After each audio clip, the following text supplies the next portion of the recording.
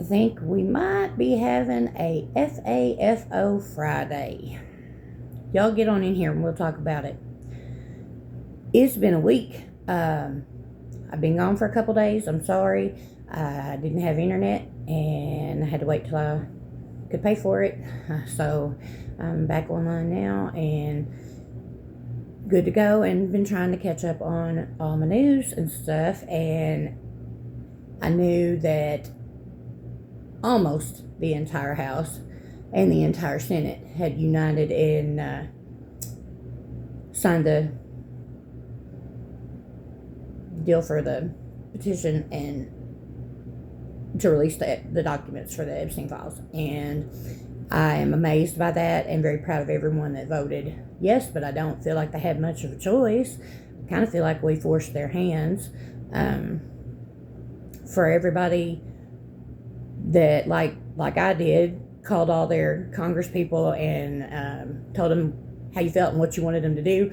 Yay, I feel like our phone calls got somewhere. I feel like everything we've been doing to fight all of this everywhere is working. As long as we keep fighting, like my friend Angela that I watch, or that I like, I call her my friend even though I don't know her, at Park Rose Permaculture, says, as long as we continue to fight them, they cannot win. All we have to do is keep resisting them. We just have to outlast them.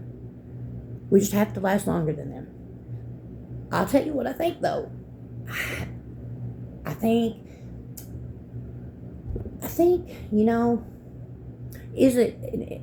doesn't a star implode, right, when it dies? An implosion can cause a black hole. I think we're watching with Trump right now, and everything else going on is like an implosion of a star. Walk with me for a minute. Star implodes. We're starting to see that. He wasn't expecting all of them to stand up to him. He thought that he had them, y'all. He thought he had all of them. Our Congress people, our House representatives and our Senate, he thought he had them in his back pocket. He thought they would never go against him. He never expected to see Nancy Grace and Marjorie Taylor Greene and Lauren Boebert side with Massey and do this petition. He never expected that. He didn't plan on it. He didn't count on that.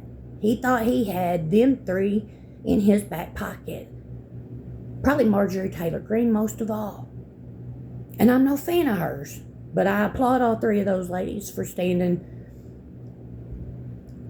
on their duty, and doing their job that they're paid to do, because they're supposed to represent their constituents, all of us, right? And I applaud all the other Congress people for doing their job that we elect and pay them to do, to represent me and you. I think what we have been seeing, though, is what I said the other day too: rats deserting a sinking ship. If you look at these folks' finances, you're going to see that they've profited bigly, as Trump would say, off of being tied to the orange Cheeto, the wannabe dictator, little Hitler.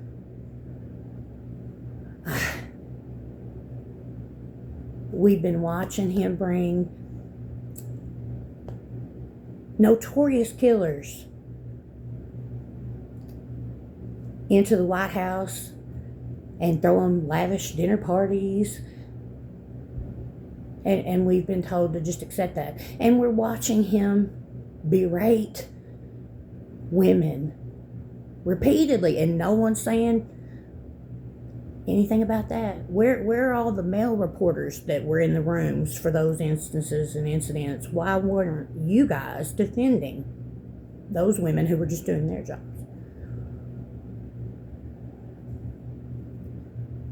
Why aren't y'all standing on y'all's principles and saying something as a human being and refusing to accept his behavior. Because, never in history have we allowed anyone to act this way in the office of the president. We've never had anyone so crude, so vulgar. But then we've never elected a 34-time felon and an adjudicated rapist until Donald Trump either. Yeah. At this point in time, if you are Republican and you are still supporting Donald Trump and standing behind him and doing what they want you to do, stepping in line, miss me. Just go on by me. Don't come by me with any of your bullshit, because I can't with you. I just can't. Especially if you're in any kind of government position and you're supporting him and you're doing his bidding. I really think you picked the wrong side, and you're going to have a hell of a lot longer to pay for your associations and the things you've done for him than he's going to have to pay for the things that he's done that are even more heinous. Because I think we'll all come out at some point. He won't live forever. In fact, I'm probably almost confidently thinking that most likely, like I said, we're watching the death of a star. We're watching it implode. His whole regime is going to implode. But I think it's because he doesn't have anything left to lose. I think when he's been having all these tests and everything, and we're seeing the spots on his hand, he looks like he's rotten while he's still breathing. As a prior paramedic, I worry. I think he's had a stroke, at least one. His mouth's kind of pulled down on one side. I've had 3 small ones myself. My mother's had strokes, my grandmother, my grandfather. Very familiar with it as a paramedic also. And that would explain a lot. His speech, his walking has gotten worse, his gait, his balance and things like that. And mentally, it would explain the worsening of his speech patterns and thought patterns and his reactions to things, and how he's more explosive and more angry and easily irritated. But yeah, that's because he's trying to stay on his toes when his health is failing him. And on the way out, he's trying to take us for every dime he can. He is going to rake America over the coals, if that's what it takes, while he's still breathing and in that office, to drain us dry, take every penny he can from us, clean out America's coffers. Our cabinets will be bare as a nation. And it will be a long road to recovery, I think. But that just means I'm expecting things to get worse. And yeah, as a paramedic, we were taught and trained to expect the worst. And yeah, hope for the best, but expect the worst. So, as bad as things are right now, and they are bad for my family, I don't know what we're going to do. Things have really gotten bad for us, but we didn't get any kind of assistance or anything before, though my disabled son does get Medicaid, and he still gets Medicaid. But yeah, the healthcare industry, in-home healthcare, because of cuts to Medicaid and Medicare, both of mine and my husband's hours have been cut. And with our car down and in the shop, it's been in the shop for a week and a half, and still not fixed yet. We've called them repeatedly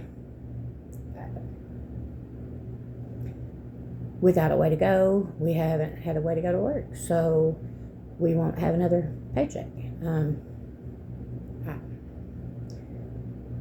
And with no way to go, I can't go get another job either to replace the hours that had already been cut. And they've been cut more just in the couple weeks that we've been without a way to go. Yeah, I'm sorry. I didn't mean to tell y'all all my problems. But yeah. Anyways, I think it is a FAFO Friday, and I think everybody